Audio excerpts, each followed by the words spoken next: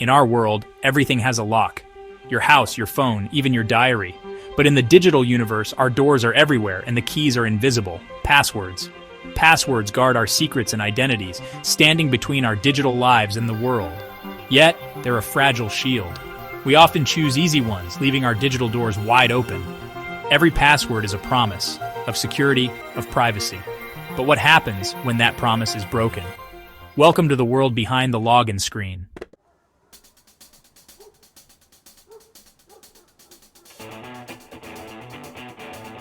The digital world looks neat and organized, but beneath the surface is a chaotic binary jungle, a hacker's playground.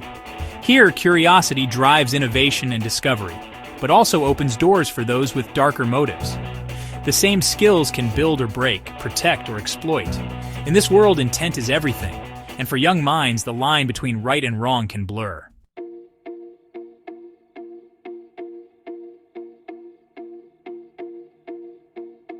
Every hacker wears a mask, not a physical one, but a digital identity. This mask offers anonymity, letting a shy student become a digital warrior or an office worker a cybercriminal.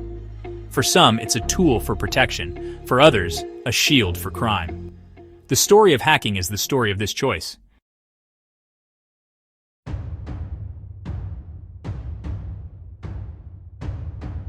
Every hacker's journey begins with a choice, where curiosity meets opportunity. For Zuri, a bright, ambitious teen, the digital world is a place to build and explore. But the line between protector and predator is thin. Guided by her cousin Brian, Zuri faces the ultimate question. With the power to break any code, what code will she live by?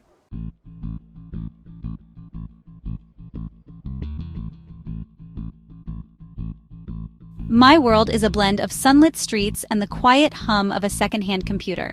By day, I'm a student. By night, I'm a dreamer at my small desk, building digital worlds for my community. I want to create apps that solve real problems, tools for market vendors, students, and neighbors. Code is my language of empowerment, a bridge to opportunity. Even with old tech and slow internet, my curiosity and determination keep me going. I believe one person and a computer can change a community.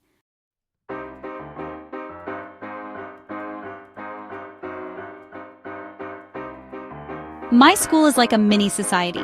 People, rules, tech, all barely holding together. The IT system? Ancient.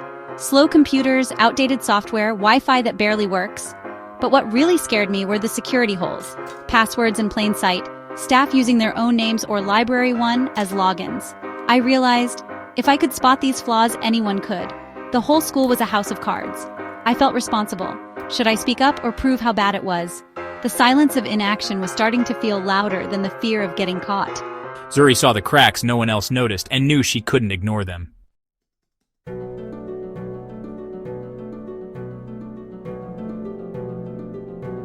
I had to know how deep the problem went, so I wrote a script to test the school's Wi-Fi passwords. I ran it during study period, my heart pounding.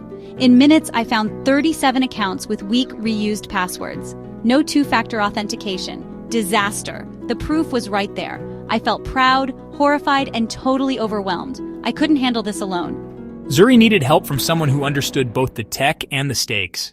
She thought of her cousin Brian.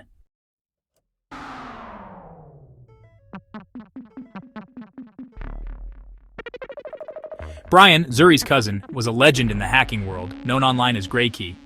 I called Brian. Telling him felt risky, but I needed an expert. Wow, Zuri, you found a real playground. Brian's interest was sharp, not shocked. Zuri realized she'd called a mentor and a trickster. The school's security is a mess. I ran a script, found 37 weak logins, no two-factor. Let's talk more, but not over the phone. Download this secure app. Zuri was stepping into Brian's world, a world of shadows and secrets.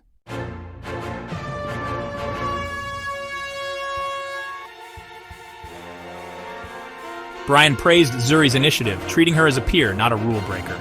You've got a good instinct. Most people wouldn't even notice. He guided her to secure messaging, teaching her the basics of hacker tradecraft. So what now? Now the real learning begins. Brian explained brute force attacks, rainbow tables, and the difference between hashing and encryption. In the right hands, passwords protect. In the wrong ones, they expose.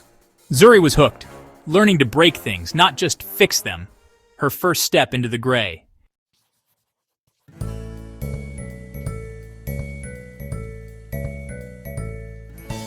Brian's first lesson was philosophy. Tools are neutral, intent is everything. A hacker's script is like a hammer, it can build or destroy. The code is the same, only the user's intent changes. He taught Zuri about rainbow tables, pre-solved password puzzles, and the power of thinking like a cracker. Hashing is locking a secret in a box. Brute force is trying every key. A rainbow table is a master key. Zuri absorbed the logic, feeling both empowered and uneasy. Brian was preparing her for more than she realized. This was just the beginning of her education and her test.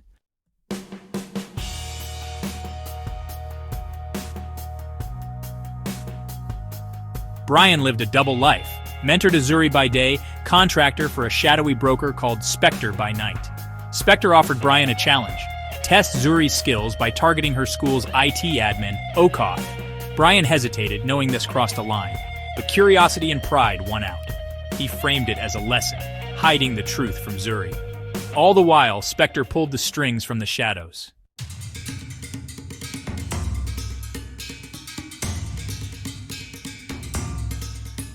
Zuri and Brian's brute force attack failed. Mr. Okoth's security was stronger than expected, so they switched tactics: social engineering. Brian taught Zuri to craft a convincing phishing email, mimicking the school's style. The subject: urgent, password security policy update. The email linked to a perfect replica of the school's login page. Zuri hesitated, then clicked send. The bait was in the water.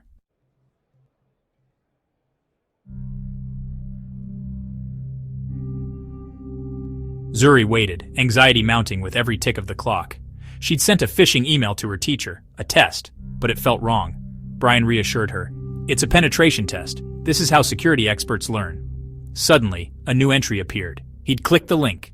Success brought a rush, then guilt. The line between right and wrong had blurred.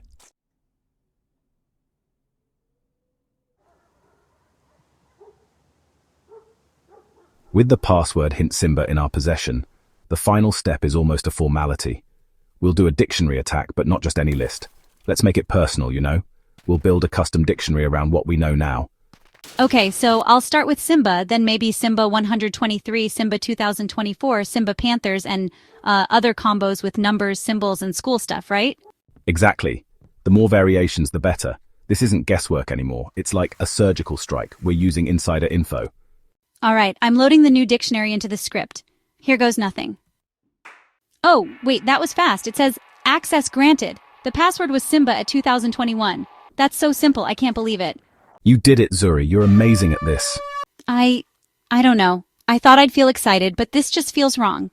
Come on, this was a perfect op. You crushed it. We used our skills to break in, not to help. I feel like we crossed a line. Hey, it's just a drill, remember? No harm done. It doesn't feel that way. We betrayed someone's trust. I don't think I like what we did. You learned how easy it is to break a password. That's the lesson. Maybe, but the hard part is living with it afterward. I feel like something inside me just broke.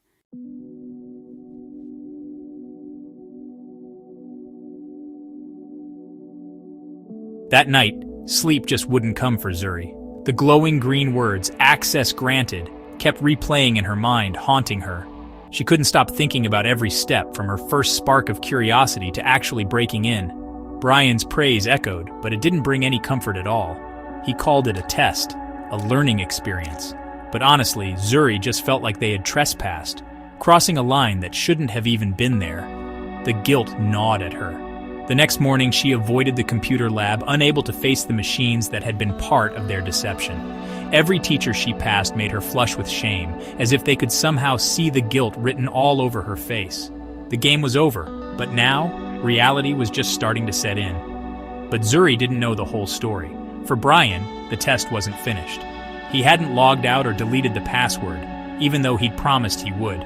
To him, this access wasn't just a lesson, it was an opportunity. While Zuri wrestled with her conscience, Brian was exploring. He used Mr. Okoth's credentials to quietly slip into the school's administrative network, moving like a ghost through digital hallways he was never meant to enter. At first, he wasn't trying to cause trouble. He was just sightseeing, mapping out the network, escalating his privileges out of pure curiosity. But the real damage happened later that night. Brian, now with full system administrator access, made good on a different promise, the one he'd made to Spectre. He opened a back door and let Spectre's client into the system. The consequences were immediate and honestly catastrophic. Automated scripts ran in the early hours. Student grade records were changed, staff payroll data was copied and downloaded, and fake panicked messages flooded the staff WhatsApp group. By the time the school staff arrived, they walked straight into a digital hurricane. The principal's phone was ringing nonstop. The finance office found the data leak, and students were either celebrating or panicking over their grades. The school's network, once just outdated, was now a crime scene. What Zuri thought was a private lesson in ethics had turned dark, spilling out into the real world and causing real harm to the people and place she'd wanted to protect. The consequences were no longer just theoretical. They were devastatingly real.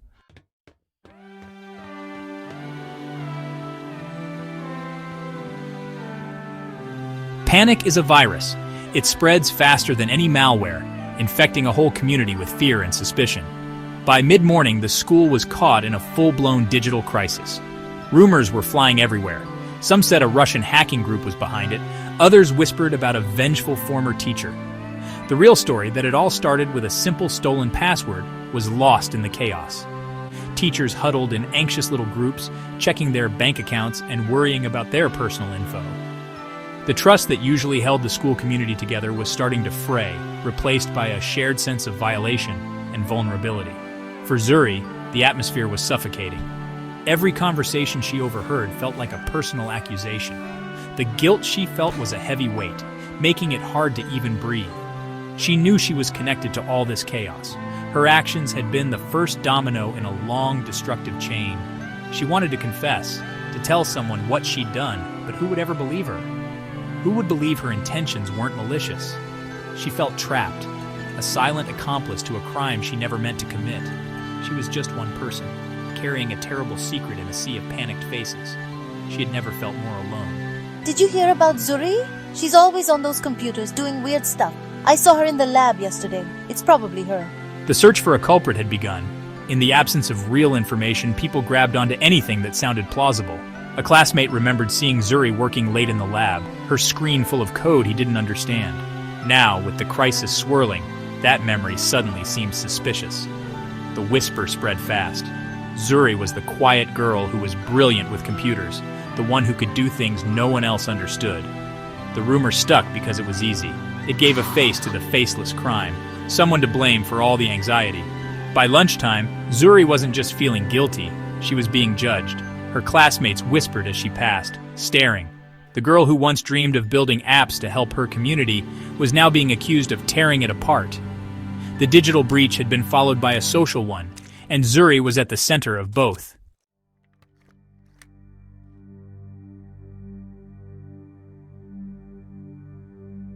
After a massive data breach, the principal declared a digital lockdown.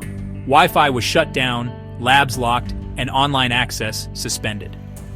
The school fell silent, suspicion and fear spreading. For Zuri, the lockdown mirrored her own isolation and guilt. Blame and suspicion focused on her. Actions in the digital world had real painful consequences. Now Zuri was lost in the shadows.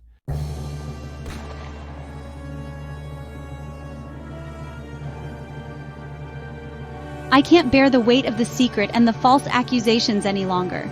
I have to know the truth. I need to know if the chaos that's engulfed my school is a direct result of our test. That afternoon, Zuri left school with a storm brewing inside her, a potent mix of fear, anger, and betrayal. She went home and immediately got on the encrypted chat, her fingers typing a single frantic message to Brian. "We need to talk, now." The playful, educational tone of their previous conversations was gone, replaced by a cold, hard urgency. She needed answers, and she knew he was the only one who had them. Hey Zuri, what's the big deal? Heard your school had some drama.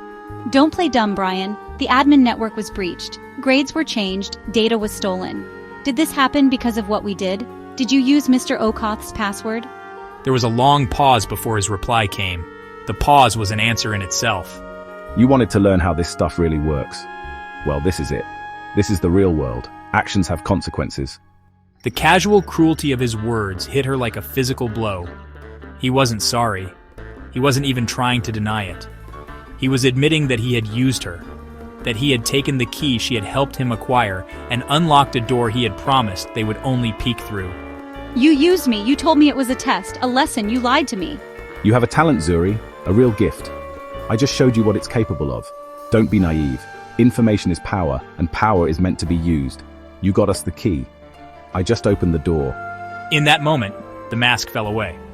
The cool, knowledgeable mentor GrayKey dissolved, revealing the trickster beneath. He was not a teacher interested in her growth.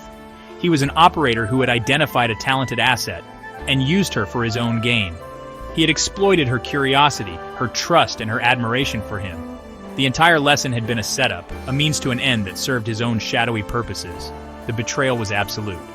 He had not only implicated her in a serious crime, but had also shattered her idealism. Zuri stared at the screen, her heart broken, her anger giving way to a cold, hard resolve. Then I want out. Her final message to him was not a plea, it was a declaration.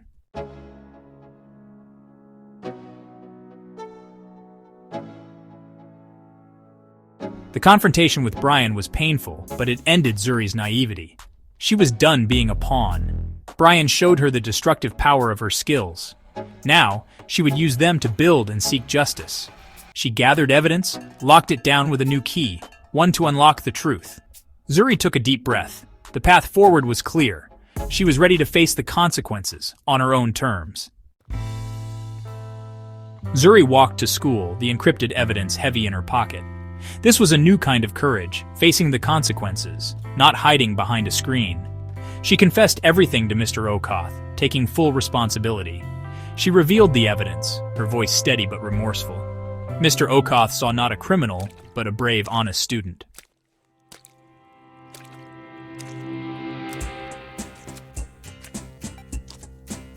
Mr. Okoth leaned back in his chair, the squeak filling the silence. He looked from the evidence to Zuri, seeing not just a mistake, but potential. Instead of blame, he offered understanding and a chance for redemption. He invited her to co-lead the new Cyber Patrol Club, turning a crisis into an opportunity for change. Zuri was no longer a suspect. She was now a strategist.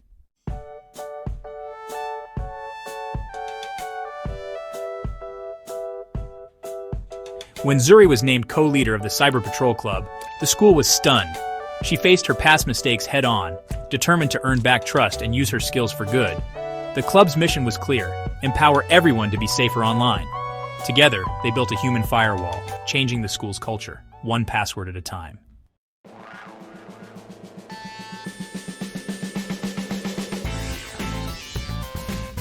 After our security audit, the Cyber Patrol launched the Password Power campaign to change how students thought about digital safety. We made cybersecurity fun with bold posters, memes, and interactive workshops. Students learned to use two-factor authentication and password managers. The vibe at school changed. Everyone started caring about digital safety. I realized I wasn't just a coder. I was helping my whole community stay safe online.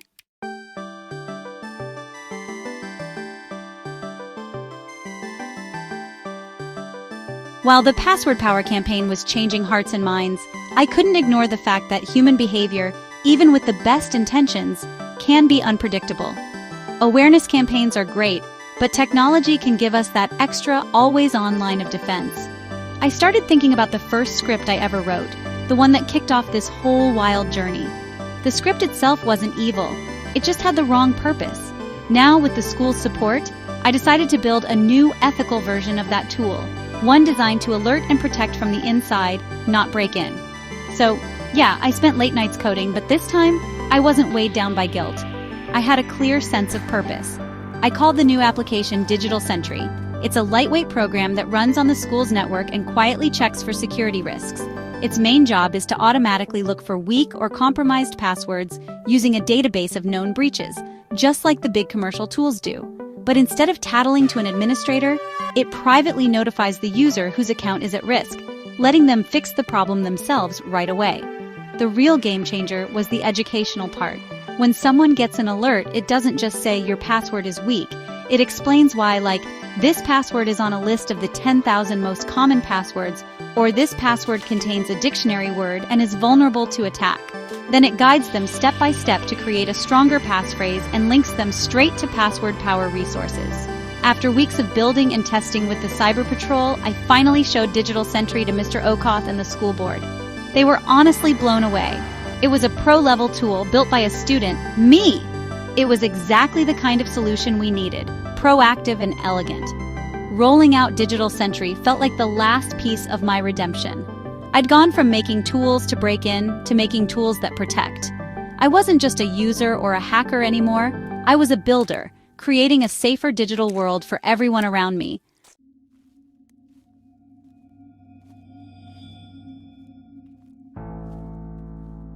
Just as a sense of normalcy and security was settling back over the school, a new and much more dangerous threat crept in from the shadows. I was cut off from Zuri and didn't have my usual access to the school's network. Things were getting, pretty tense. I delivered the admin access to Spectre, just like I promised, but this client was a ghost, a faceless presence on the dark web. In my world, everything runs on transactions, not trust. One evening, an encrypted message arrived from Spectre, but it wasn't a thank you or even another job offer. It was a new, high-stakes demand. Government database, health ministry records, $5,000, one-time offer. This wasn't just another school hack. This was the big leagues. Real cybercrime. My stomach dropped. Hacking a school for a quick payout was one thing, but breaking into a government database, that's a whole different game. The consequences weren't just detention or a slap on the wrist, they were serious. National security, prison time. Suddenly, none of it felt like a game anymore. The thrill was gone, replaced by real fear. Brian hesitated, his fingers hovering over the keyboard. The persona he'd built, GrayKey, the cool, detached digital Ronin, wasn't much comfort now. I wanted to refuse, I wanted to disappear, just cut all contact and vanish online. But Spectre wasn't a client you could simply walk away from. The reply came instantly. It wasn't a negotiation, it was an image file. With growing dread, Brian opened it. It was a photo of Zuri, laughing with her friends from the Cyber Patrol Club, right under the password power banner. The shot was from a distance, like a hunter watching its prey. There was no message, none was needed. The meaning was crystal clear. Spectre knew who Brian was. Spectre knew about Zuri. The anonymity Brian had relied on for years was gone. His real life was exposed, and Zuri, his own cousin, the person he'd used as a pawn, was now a hostage in this dangerous game. The threat wasn't just digital anymore, it was real, physical. Refusing meant Zuri was in danger. Accepting meant diving even deeper into a world I never wanted to enter. Suddenly, it wasn't my choice anymore. I was just a puppet, and Spectre was pulling the strings.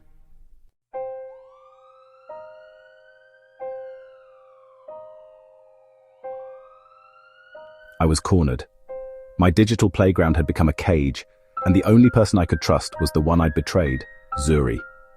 I sent a cryptic message only she'd recognize. It was our digital secret handshake. I saw the code and knew it was Brian. He was in trouble. Forced together, Zuri and Brian must put aside betrayal and work as one. Two sides of the same coin, facing a common enemy.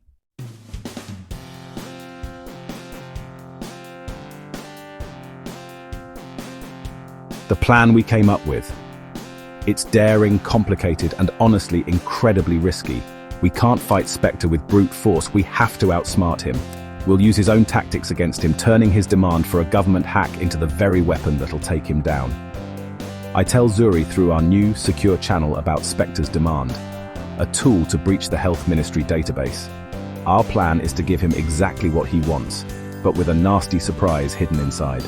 We're building a digital Trojan horse. It's a hacking tool on the outside, but secretly, it's designed to attack whoever runs it.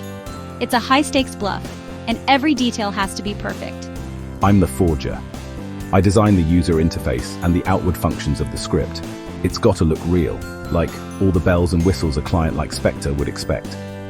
I make a fake progress bar, realistic status updates, convincing error messages. The script needs to look like it's actively probing government servers. If Spectre even suspects it's a fake, the trap fails, and we're both in serious trouble. I pour everything I know about Black Hat software into making the lure irresistible. While Brian builds the shell, I'm working on the payload, the secret weapon hidden inside. I write a small, silent, efficient script to collect info about whoever runs it. The moment Spectre launches the program, my code activates. It grabs the user's IP address, hardware signature, maybe even their location using nearby Wi-Fi networks. It's a digital beacon. The script encrypts this data and sends it to a secure server I control, disguised as a public academic resource. It has to be invisible, fast, foolproof. We put it all together, the bait and the hook. We test it over and over in a sandboxed environment, making sure my fake interface works perfectly with Zuri's hidden payload. The finished product is a masterpiece of deception, a poisoned script, a gift-wrapped piece of malware to unmask our ghost. I send the file to Spectre, playing my part as the reluctant contractor. The tool is ready, I write. Handle with care. This is a one-way trip. The trap is set. Now, all we can do is wait and hope Spectre is arrogant enough to take the bait.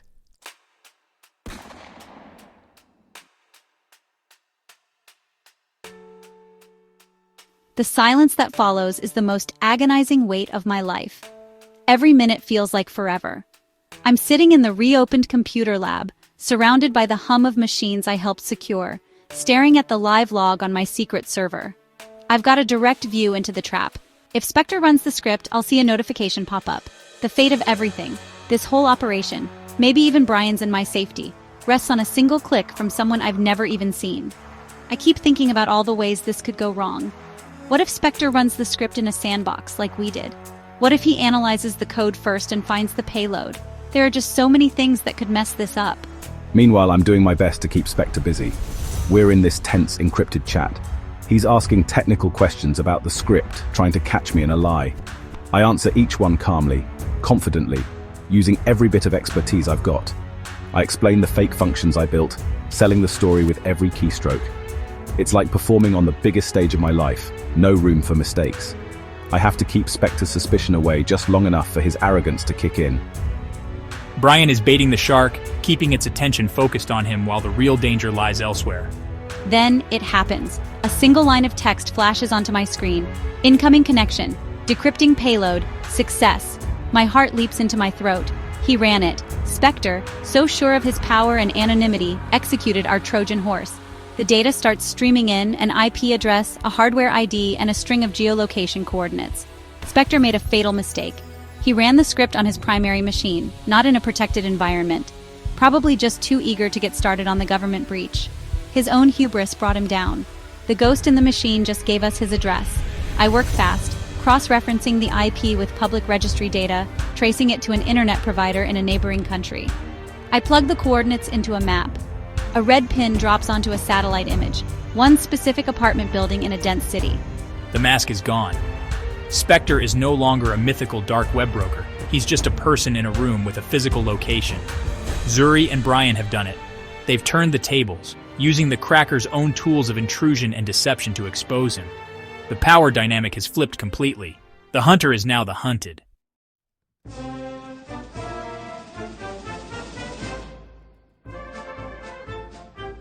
The victory was exhilarating, but Zuri knew the job was not yet finished. Possessing the data was one thing, using it to deliver justice was another. This was far beyond the scope of the Cyber Patrol or the school administration. This involved international cybercrime and required the intervention of law enforcement. Her next move had to be precise and responsible.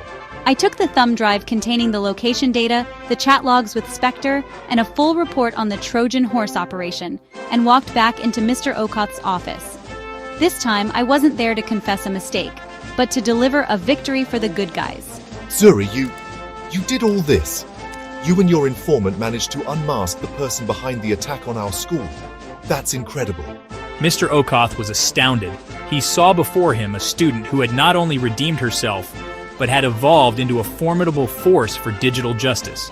He immediately understood the gravity of the situation and the importance of handling the information correctly. He contacted the national authorities, briefing them on the situation and providing them with the intelligence Zuri had gathered.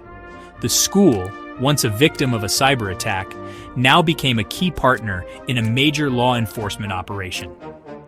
The data Zuri provided was the missing piece the authorities needed, connecting a string of unsolved cybercrimes across the region to a single source, Spectre's digital lair.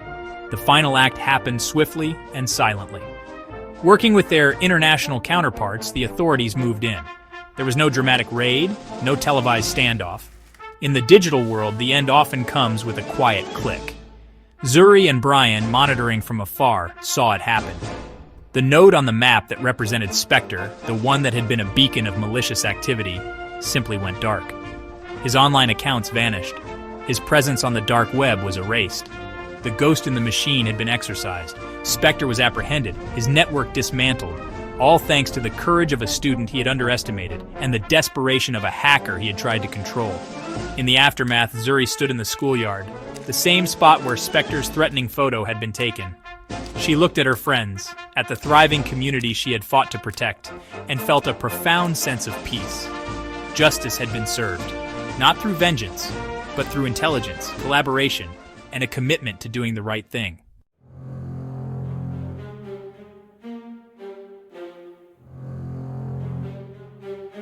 The story of Zuri, Brian, and the Spectre is a modern parable for our digital age. Technical skill is a double-edged sword. Tools are neutral, but intent defines their impact. Zuri's journey shows that curiosity can be weaponized, and true responsibility lies in the coder's character. As digital power grows, our greatest challenge is teaching the next generation that with great power comes even greater responsibility.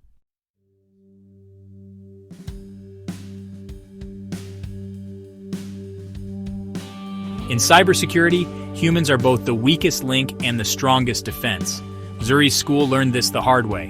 One weak password opened the door, but education and teamwork built a stronger shield.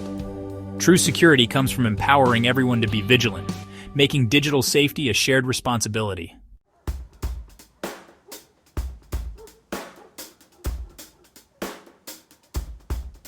The Cracker's Mask is more than a story about hacking. It's about building character in a digital age.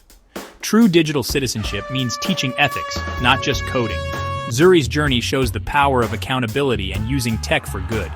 By guiding young minds, we can turn potential adversaries into allies for a safer, more ethical digital world.